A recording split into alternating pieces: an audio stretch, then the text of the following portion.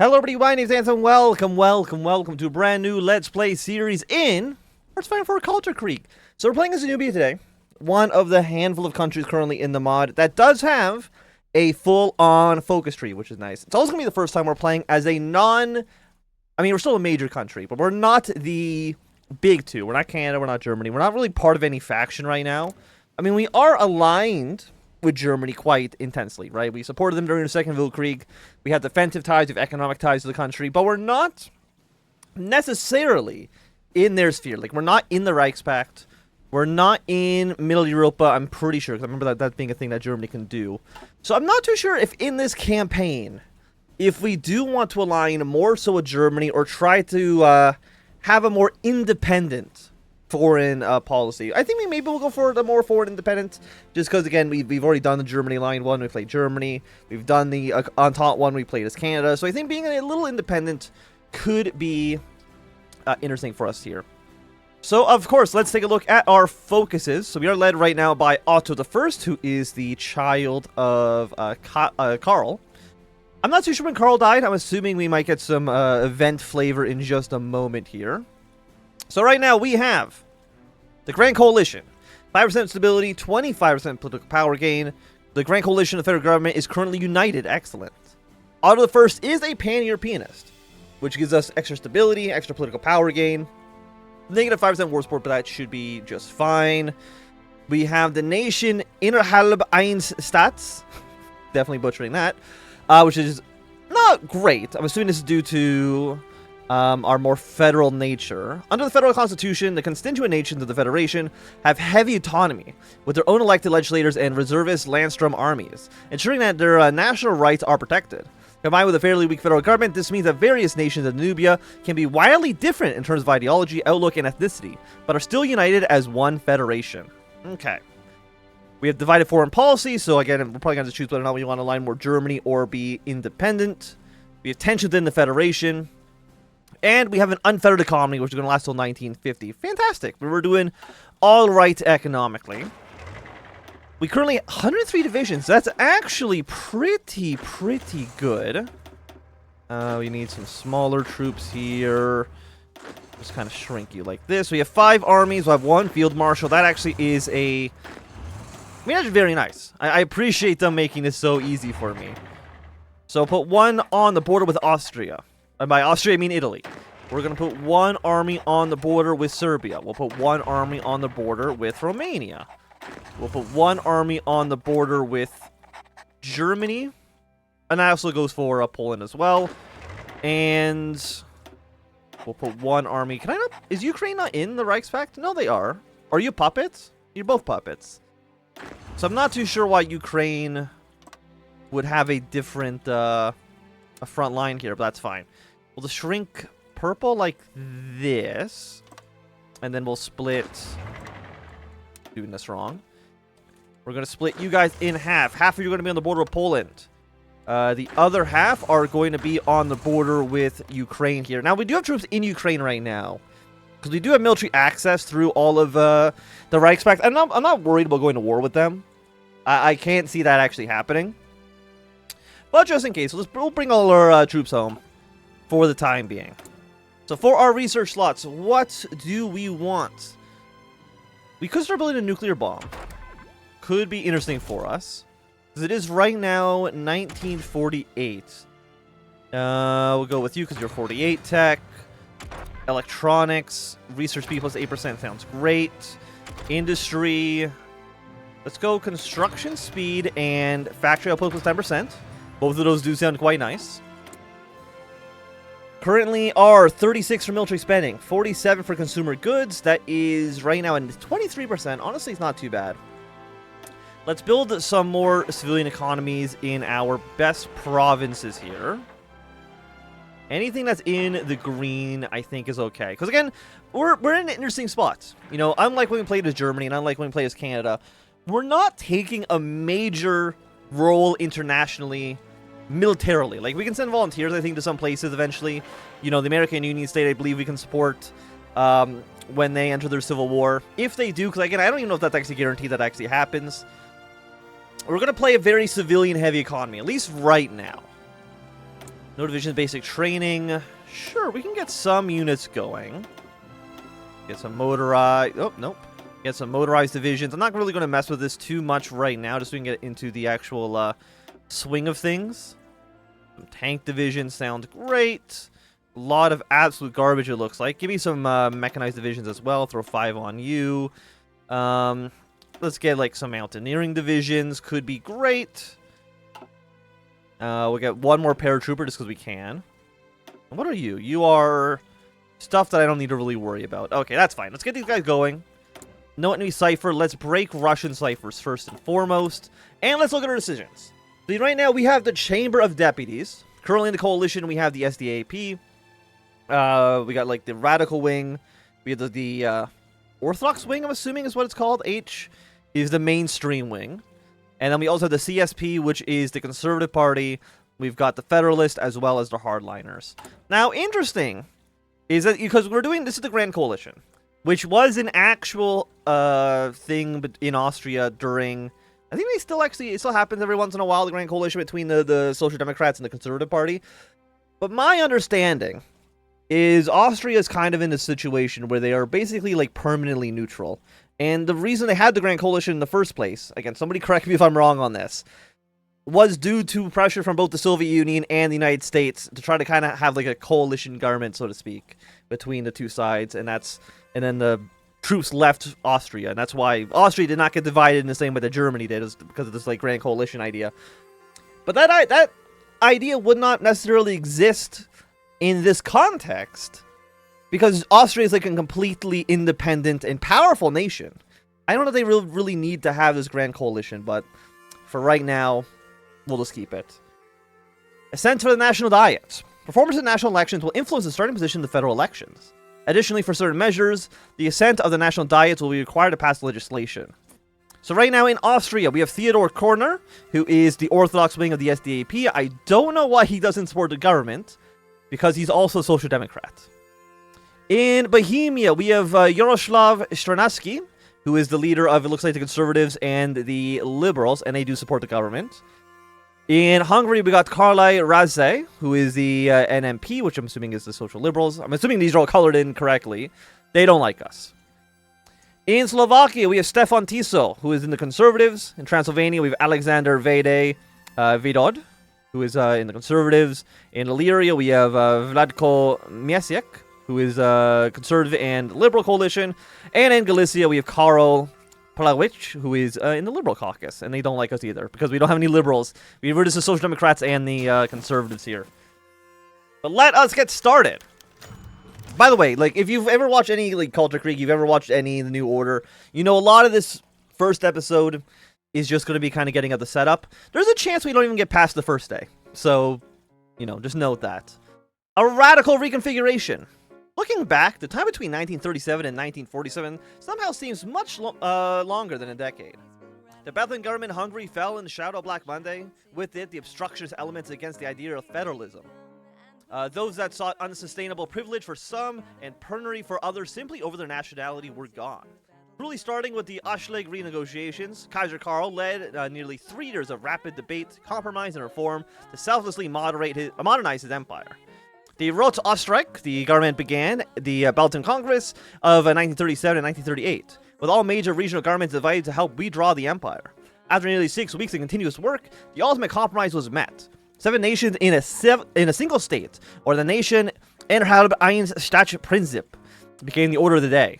As an ambitious personal principle proposal of the Renner government failed to gain a quorum, the Common Army, the Grecian Armee, became a single army of the Federation, aside from the National Landstrom that would stand to protect each nation's own state's rights, only when called upon. These became known as the Balaton Principles. After the Congress was done, the new federal constitution was written and later ratified in the regional diet. Day by day, progress was made towards the nation and, Day by day, progress was made towards creating a society that could overlook, or at least work past, the boundaries of nation and language, that would slowly transcend ethnic divisions and squabbling. And, in the end of December 31st, 1939, as the multitudes of Austria-Hungary toasted the new year, they entered a new decade as the citizen subjects of the Danubian Federation. But while the new federation was forged through the power of peace and diplomacy, Storm clouds of war were gathering over Europe. The people of the Federation could not stand for their blood to be pointlessly spilt on the Kaiserreich's behalf once again. But the Third Internationale and the Russian state began to threaten the borders of the nation. This idealistic stance of pacifism and neutrality quickly fell by the wayside. January 4th, 1942, Nicholas barreled across the Rhine. Russian armies marched into Ukraine. Kaiser Karl sent the ultimatum to both belligerent powers. He hoped that the war could be resolved peacefully, but this ultimatum backed by the new Federal Army. Their response was apoplectic. Moscow's won at pure ignorance. After 1 month, Kaiser Karl formally offered his armies to the beleaguered Kaiser Wilhelm III in an ironic twist of the events of 1940. Danubia joined. The Danubian War could be considered in 3 separate fronts. The west, where the volunteer Danubian were joined by proper expeditionary forces, allowing Germany to stabilize a quickly collapsing front line in the Rhineland, slowly turn its tides of the Nicholas onslaught. East, where the Danubian troops broke the siege of Odessa and advanced into Ukraine, liberating much of the rump state that exists now, playing a huge part in forcing Savinkov to seek a humiliating ceasefire on the Dnieper-WWII line.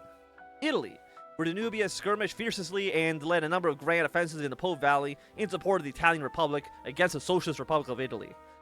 Their successes here were sadly tarnished by the tremendous botched combined arms landing in Rimini, which ultimately extended the war in Italy by several long and bloody months. However, after 5 bloody years, laurels were to be heaped at Danubia's feet. The nations had intervened, blunted and reversed the Internationale and Russia's advances, as well as collapsed the Socialist Republic of Italy completely, saving the German Kaiser from an almost certain doom. While blood and treasure had been spent abroad, it meant that not a single enemy soldier had entered into Danubian domain. A federation at peace.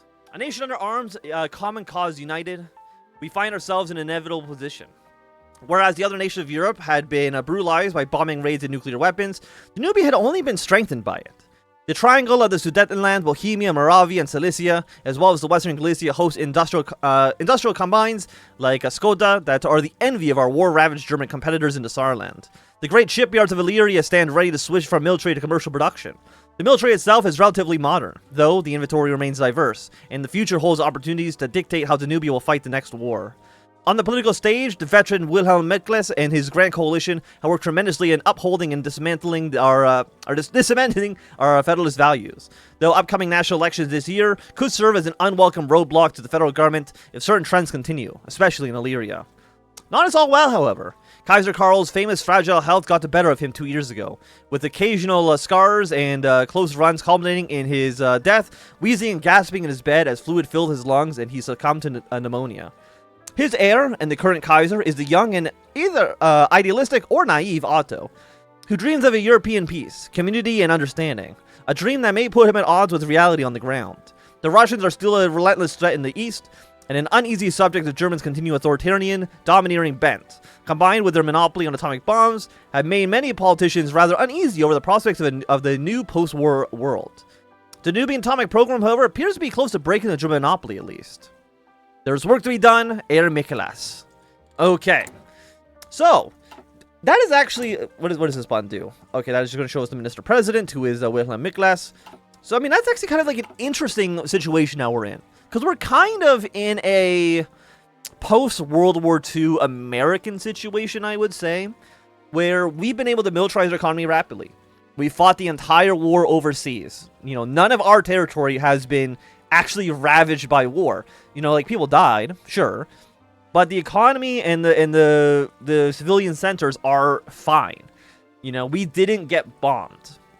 So unlike in Germany, where, you know, the Rhineland was occupied, you know, Dortmund, you know, Essen, Cologne, Dusseldorf have all been bombed, presumably. You know, other major German cities probably have been bombed as well. We've been fine. Like, we are set to be maybe one of the richest, if not the richest country in Europe if we're able to play our cards right. Because right now we have 218 factories.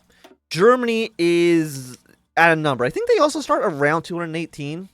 So we're roughly equal in terms of our economy. Of course, you know, we're a lot more decentralized than Germany is.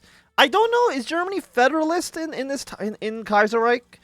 Or did federalism in Germany mostly start during the Weimar Republic?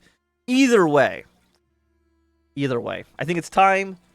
15 minutes into the video for us to hit the play button here.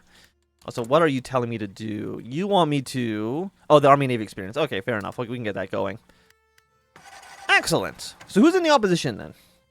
The Radical Republicans, the VWR, who are the rightists, the National Populist, and then the Liberals. Okay. Now, I don't know why the far rightists are not at the very bottom here, because usually how this goes is like this is the most left wing and this is the most right wing. But either way, maybe because they're both members of the VDU, and the VDU is like slightly more left wing than the Liberals. Either way. Upcoming election in Austria. It is election season in the Archduchy of Austria, and since the 1920s, the nation's politics has been highly polarized, sliding into a de facto two-party system between the Socialists and the Christian Democrats. The ruling party in Austria has routinely switched throughout the years, and elections are always highly competitive and contentious. Now both sides have acted their vast political machines, hoping to convince the Slavs to swing voters to back them once more in a national diet.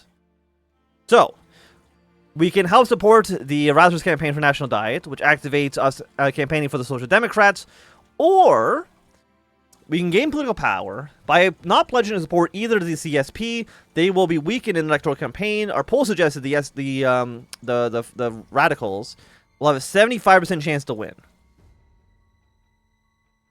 Okay.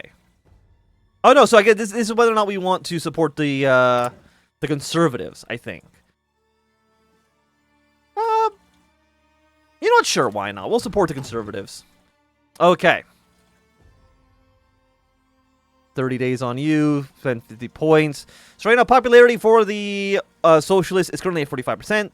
Conservatives are at 40%, and other parties are at 15%. Smear the socialist. Are we supposed to be able to press this button?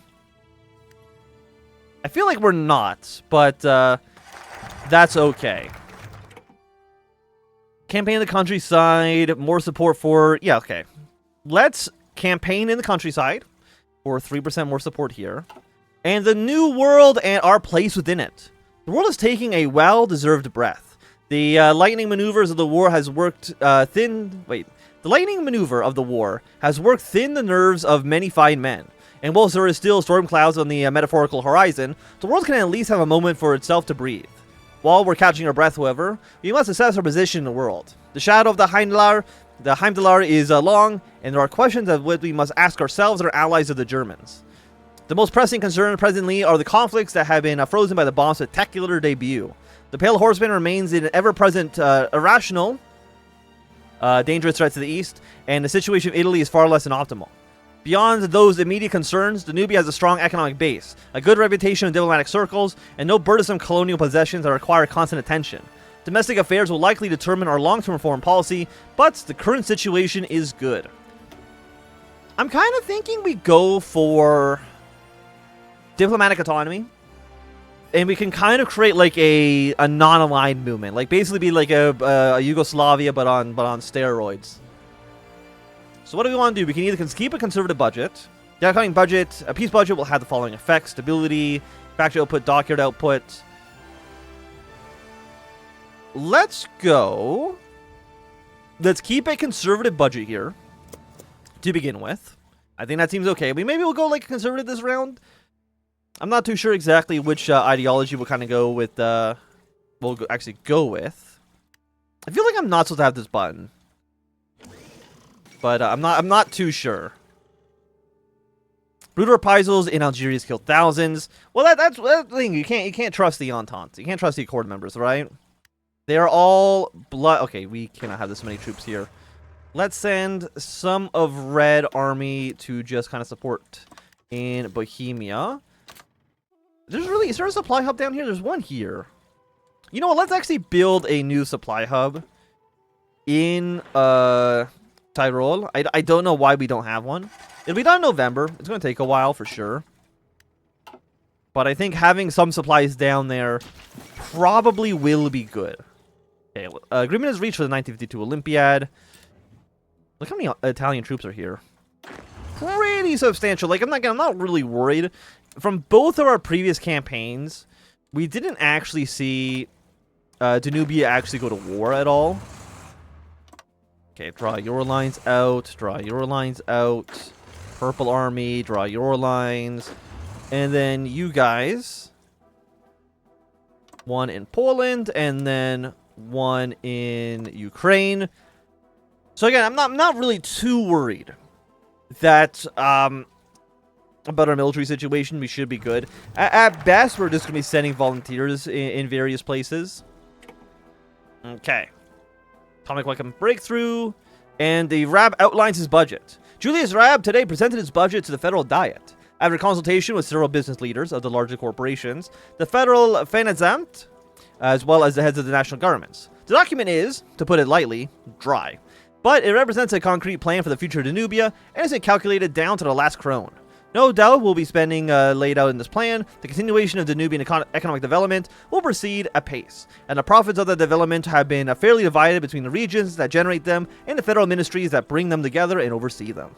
So more support for the conservatives. And an atomic weapon breakthrough. Our scientists have completed and tested today the first nuclear device manufactured and produced by the Danubian Federation. The testing was performed at the WWII grounds in German Southwest Africa.